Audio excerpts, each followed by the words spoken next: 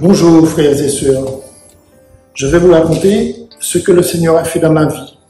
La vie que je menais, ma rencontre avec le Seigneur et ce que cela m'a apporté de rencontrer le Seigneur, parce qu'on peut le rencontrer, marcher avec lui, et puis comme nous sommes libres, se perdre, comme Judas par exemple. Tout d'abord, je m'appelle Madame Jésus. Pourquoi Madame Jésus? Parce que le Christ est l'époux de l'Église. Donc l'Église épouse du Christ. Donc je fais partie de l'Église, donc je m'appelle Madame Jésus. Allez, pour faire un peu plus sérieux, je m'appelle Max. Je suis veuf depuis 2010 et j'ai 2 filles. Voilà, très tôt, dès l'âge de 10 ans, je fréquentais beaucoup les églises. J'allais à la messe tous les matins à la cathédrale de Fort-de-France avec mon père. La messe était à 5 h du matin. Donc du lundi au dimanche, j'étais à la messe avec mon père et le dimanche, je faisais toutes les messes qui existaient. Et ceci étant dit, je suis devenu acolyte. Aujourd'hui, on dit servant de messe, mais avant, c'était acolyte. Mais étant un cancre aussi à l'école, j'ai redoublé mon cours élémentaire 1, mon cours élémentaire 2, mon cours élémentaire 3. Et quand je suis arrivé en 5e, j'étais assez âgé et j'étais encore le dernier de la classe. Donc, on m'a dirigé vers les classes pratiques en attendant que j'ai 16 ans. Et vraiment, à 16 ans, ça m'a fait tout drôle de voir que mes frères et sœurs allaient au collège et que moi, j'étais à la maison, ne sachant que faire. Cela me faisait tout drôle d'être déscolarisé et de voir mes frères et sœurs aller au collège et puis moi, j'étais à la maison. Mais bon, par un heureux hasard, j'ai pu partir en métropole chez une tante qui m'a trouvé un établissement scolaire où j'ai pu apprendre une profession. Dessinateur industriel en construction métallique. Ça n'a pas été facile, ça a été la galère, mais là, je sentais la main de Dieu sur moi. Mais je peux vous dire que je vous disais que j'ai toujours cru en Dieu, mais je pensais que Dieu avait une balance en main et qu'il nous jugeait, il avait aussi une carnet de notes et il notait nos péchés. Et que c'était pas la peine de le prier, qu'il nous avait donné les 10 commandements, nous n'avions qu'à les mettre en pratique. Et qu'il n'intervenait pas dans ma vie. Voilà. Je me suis marié à l'âge de 24 ans et là vraiment a commencé le péché d'adultère. J'étais bel homme, je plaisais aux femmes, donc les femmes ont commencé à fuir, à avoir. Et plus j'en avais, plus j'en voulais, plus j'en voulais, plus j'en avais. Et à un moment donné, dans ma vie, il y en a qui disent qu'ils avaient un vide. Effectivement, j'avais peut-être un abîme, je n'étais jamais satisfait. Je voulais cesser avec cette vie d'adultère, mais j'ai essayé de mes propres forces. Comme je n'avais pas Dieu dans ma vie, donc effectivement, ça ne pouvait pas marcher. Je tenais 15 jours, 1 mois, mais je sombrais rapidement. Jusqu'à ce qu'un jour, je fasse la rencontre de 2 femmes. L'une qui m'a ramené à la prière et l'autre qui m'a fait crier vers Dieu. Celle qui m'a ramené à la prière avait 10 ans de moins que moi. Et la première fois qu'on s'est donné rendez-vous, elle m'a dit ce jour-là, tu vas voir, je vais te faire perdre ton âme. Et quand je suis rentré chez moi, j'ai quand même réfléchi, elle dit quand même perdre son âme, c'est diabolique ça. Donc je me suis mis à genoux et j'ai demandé au Seigneur de m'empêcher d'aller vers les femmes. Mais c'est tout ce que je lui ai demandé. Et au 2e rendez-vous, cette fois-ci, elle m'a dit, tu verras, je t'enverrai en enfer. Et j'ai donné comme réplique, ouais, ramène-moi plutôt au 7e ciel. Mais n'empêche que le soir, encore, quand je suis rentré à la maison, je me suis mis à genoux et j'ai dit, Seigneur, si moi je n'arrive plus pas à m'empêcher d'aller vers les femmes, empêche-les de venir vers moi. Et c'était tout. Maintenant, revenons l'autre qui avait 10 ans de plus. Elle m'invite à un déjeuner. Et le jour du déjeuner, enfin, elle n'avait rien préparé. Hein. Elle était nue sous son paréo et elle n'a fait que lâcher son paréo. Et puis bon, avec moi, il ne fallait pas trop insister. Donc, ça s'est passé comme une lettre à la poste. Et puis au moment où poussait son cri d'orgasme, j'ai vu son visage se transformer. Ses yeux se sont écarquillés. Son corps a changé. Je ne comprenais pas ce que j'avais sur moi. J'étais effrayé, j'ai eu la peur de ma vie. J'ai senti comme une main qui tenait mon cœur, qui voulait l'arracher. Et quand je suis retourné au travail, parce que c'était entre midi et 2, quand je suis retourné au travail, je n'arrivais pas à travailler, je réfléchissais, mais qu'est-ce que j'ai vu là? Mais c'était quoi? Et en plus, j'avais faim, j'ai pas mangé. Je me suis plus dépensé. Et en rentrant chez moi, je suis entré, j'ai été dans ma chambre, je suis tombé à genoux et j'ai regardé vers le ciel et j'ai dit, Seigneur, tu vois bien que je n'y arrive pas. Si ce n'est toi qui t'incarnes en moi, je ne pourrai jamais changer. Frères et sœurs, j'ai pas vu de changement. J'ai rien vu du tout. Mais un an étant écoulé, je constate que pas une nouvelle conquête. Et là, j'ai été surpris, j'ai dit, un an s'est écoulé sans nouvelle conquête. Ah, je pense que Dieu est passé par là. Il a écouté ma prière. Et j'ai eu dans mon cœur une envie d'aider. L'amour pour ma femme est revenu. La femme que je détestais, quand elle parlait, j'étais toujours énervé. Quand elle parlait, je voulais la faire taire. Et bien là, j'ai été pris d'un amour pour elle et je voulais combler tout le manque, tout ce que je n'avais pas pu lui donner auparavant. Parce que j'étais un père absent pour les enfants, j'étais aussi absent dans la famille.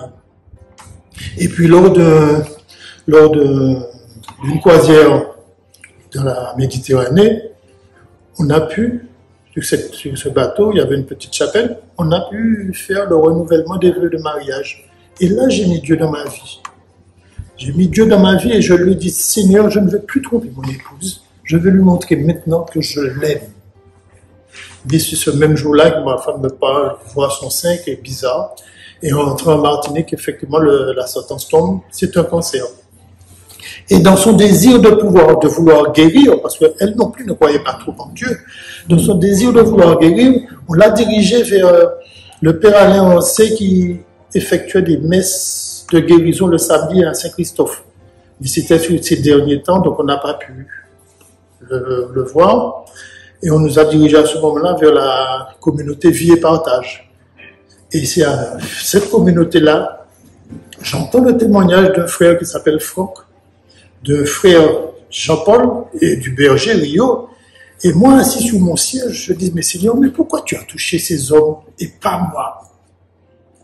Et puis bon, j'étais déjà désespéré, je dis, peut-être que j'ai trop péché parce que j'ai été trop loin dans le péché.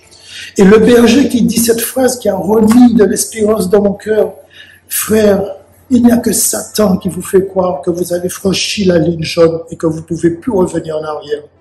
Là où le péché abonde, la grâce de Dieu surabonde. Et quand j'ai entendu ça, j'ai dit, je peux être sauvé alors. Et puis comme ça se terminait, il dit, le Père Théon est là, pour ceux qui veulent aller confesser. Et j'y vais, et je vois le Père Théon, je lui dis, mon Père, voilà. J'ai 56 ans. La dernière fois que je me suis confessé, c'était pour mon mariage, j'avais 24 ans. Il fallait confesser, je l'ai fait, j'ai annoncé le péché, sans doute que c'est vrai, mais enfin bref, j'ai pas mis Dieu dans ma vie à ce moment-là. Mais aujourd'hui, je voudrais le faire.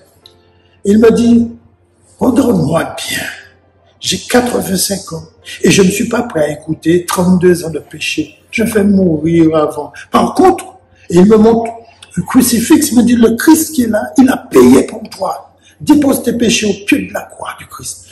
Oh, je me dis, oh, mon cœur, bon Dieu, c'est comme ça, c'est facile, je peux être sauvé. Eh bien oui, je dépose mes péchés au pied de la croix du Christ. Et il me dit, voilà, tes péchés sont pardonnés. Mon Dieu, j'avais une joie en moi. Et il me dit, et puis je ne sais pas pourquoi il me parle de Jésus et de Marie, en me disant que Satan n'aime ni Jésus ni Marie.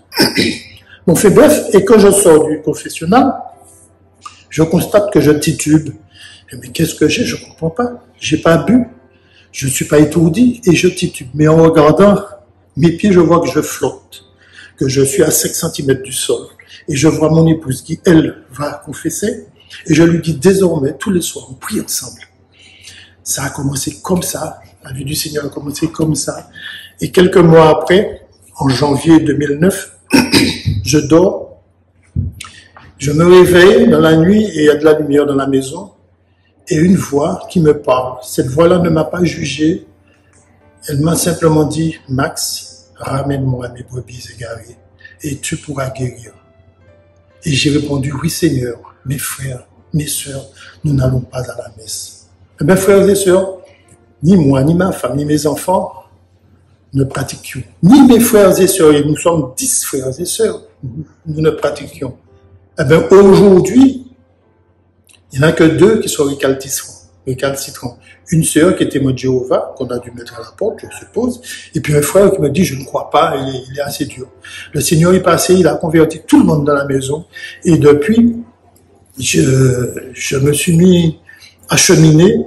Grâce aussi à l'association Vie et Partage, j'ai commencé à suivre le Seigneur, et en arrivant à Medjugorje, j'ai été à Medjugorje pour emmener ma femme, pour voir si le Seigneur pouvait la guérir. Et c'est là que j'ai reçu toutes les grâces, et j'ai mis en application les 5 pierres que Marie nous demande d'utiliser contre nos Goliaths.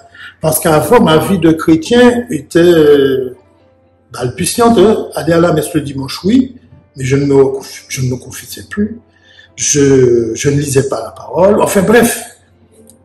Mais là, quand elle nous a donné les 5 pierres, c'est-à-dire prier avec le rosaire,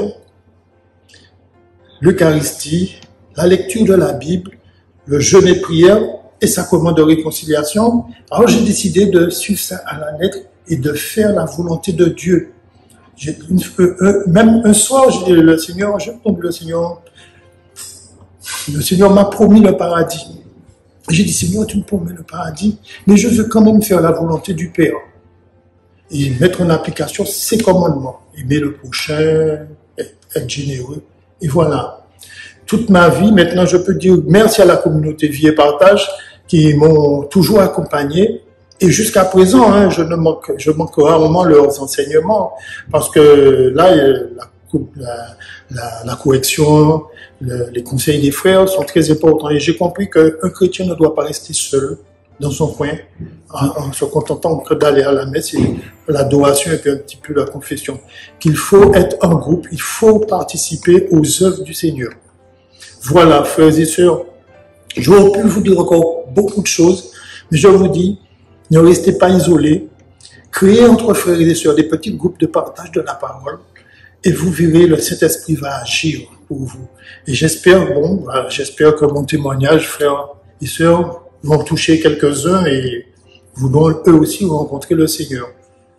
C'est vrai, frères et sœurs, il y a aussi une chose que je voulais vous dire. Avant même que je ne rencontre le Seigneur, après avoir crié, bien sûr, j'ai demandé pardon à mon épouse, pardon pour tout le mal que je lui ai infligé, pardon toutes les fois que j'ai tiré un coup de canif dans le contrat de mariage. Mais elle m'a répondu, moi je ne pardonne pas comme ça, j'avais trop mal, j'ai trop mal. Et j'ai compris que le pardon est un long chemin, un long processus, et que c'est Dieu qui pardonne et qui met le pardon dans notre cœur. Et je lui ai dit, alors continue, prie le Seigneur afin qu'il ouvre ton cœur et qu'il accepte le pardon. J'ai aussi demandé pardon à mes enfants d'être un père absent, de ne leur avoir jamais parlé de Jésus. Voilà ce que je voulais vous dire. Alors je vous remercie de m'avoir écouté et je vous dis au revoir. Merci au Seigneur, merci à notre maman du ciel qui vraiment nous accompagne. Merci frère.